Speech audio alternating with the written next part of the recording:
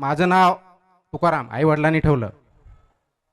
त्यावेळेस तुकाराम नाव येतं, आपल्यासमोर काय येतं?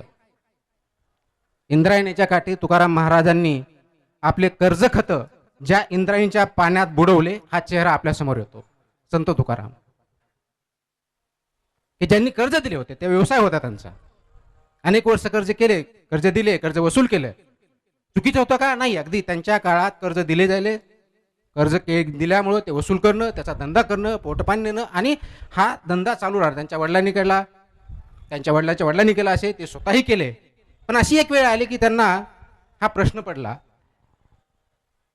त्यांनी विराम घेतला. हे कर्ज वसूल करतोय, हे योग्य करतोय की अयोग्य करतोय, हा प्रश्नावरती विराम घेतला. त्यावेळच्या परिस्थितीनुसार कर्ज दिल्यानंतर कर्ज वसूल करणं, किंवा आजच्या डेटला सुद्धा बँका कर्ज दिल्यानंतर कर्ज वसूल करण्यानंतर, किंवा आपण दिलेला पैसा वसूल करण्यामध्ये नॉर्मल प्रश्नाचं उत्तर काय? योग्य. चुकीचं काही नाही. स्टँडर्ड प्रोटोकॉल आपण जे म्हणतो, SOP स्टँडर्ड ऑपरेटिंग प्रोसिजर तीच आहे. त्याच्यात चुकीचं काय? एक्झॅक्टली याच प्रश्नावरती, याच विचारावरती त्यांनी काय केलं? तर स्वतःला पॉज दिला, विराम घेतला, आणि उत्तर त्यांना आलं, आपण जे करतोय कदाचित लिगली बरोबर असेल, नैतिक दृष्ट्या ते अयोग्य आहे. कारण त्यांनी काय बघितलं, तर कागदावरच्या कर्ज खतापेक्षा त्याच्या पाठीमागची जी माणसं आहेत, मनुष्य आहेत, त्यांचं जीवन जास्त महत्वाचं आहे. आणि म्हणून त्यांनी उचलले ते कर्ज खत आणि इंद्रायणीमध्ये बुडवून टाकले, जेणेकरून त्यांना कधीही त्रास होणार नाही, त्यांना जे योग्य जीवन जगता येईल त्यासाठी मी मदत करू शकू. याला म्हणतात विचारांना पॉज देणं, याला म्हणतात थांबणं, विचार करणं आणि नैतिकतेच्या दृष्टिकोनातून निर्णय घेणं.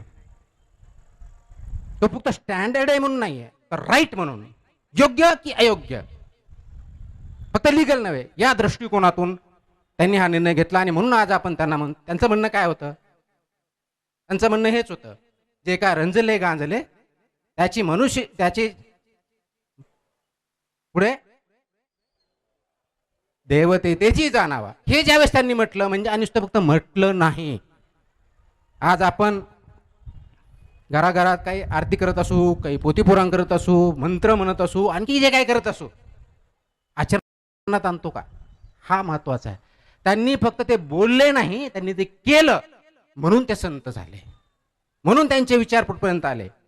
परंतु त्यांची फक्त आपण जयंती साजरी करायची, पुण्यतिथी साजरी करायची, त्याचे अभंग म्हणायचे, फक्त म्हणायचे,